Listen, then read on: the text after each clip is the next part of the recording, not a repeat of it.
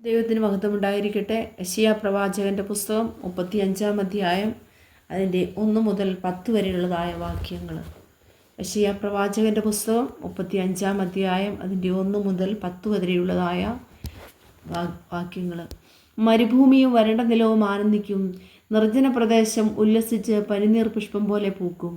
അത് മനോഹരമായി പൂത്ത് ഉല്ലാസത്തോടും ഘോഷത്തോടും കൂടെ ഉല്ലസിക്കും.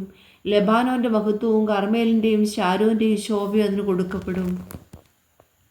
അവർ യഹോവയുടെ മഹത്വവും നമ്മുടെ ദൈവത്തിൻ്റെ തേജസ്സും കാണും. തളർന്ന കൈകളെ ബലപ്പെടുത്തുവീൻ, കുഴഞ്ഞ മുഴങ്കാലുകളെ ഉറപ്പിപ്പീൻ. മനോഭീതിയുള്ളവരോട് ധൈര്യപ്പെടുവീൻ, ഭയപ്പെടേണ്ട. ഇതാ നിങ്ങളുടെ ദൈവം പ്രതികാരവും ദൈവത്തിൻ്റെ പ്രതിഫലവും വരുന്നു. അവൻ വന്ന് നിങ്ങളെ രക്ഷിക്കുമെന്ന് പറവീൻ.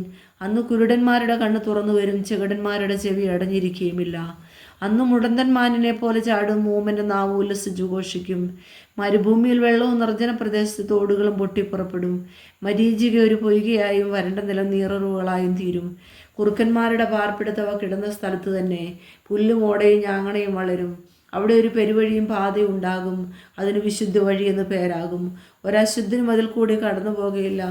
അവനവരോട് കൂടെ ഇരിക്കും, വഴിപോക്കർ ഭോഷന്മാർ പോലും വഴിതെറ്റിപ്പോകുകയില്ല. ഒരു സിംഹവും അവിടെ ഉണ്ടാകുകയില്ല, ഒരു ദുഷ്ടമൃഗവും അവിടെ കയറി വരികയില്ല. ആ വകയെ അവിടെ കാണുകയില്ല. വീണ്ടെടുക്കപ്പെട്ടവർ അവിടെ നടക്കും.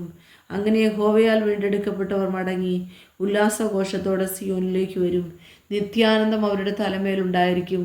അവർ ആനന്ദവും സന്തോഷവും പ്രാപിക്കും, ദുഃഖവും നെടുവീർപ്പും ഓടിപ്പോകും.